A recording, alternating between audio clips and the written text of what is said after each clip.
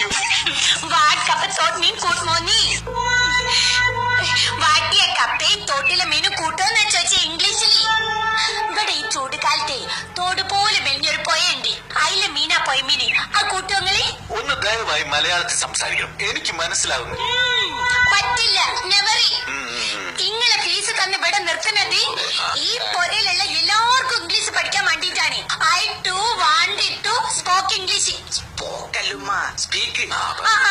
അന്ന് പീനെന്തിനാണ് spoken English എന്ന് പറയുന്നത്? അങ്ങനെയാണ് മാഡം.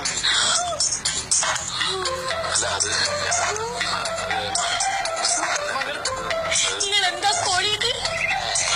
പാട്ട് വിളിച്ചത് മീ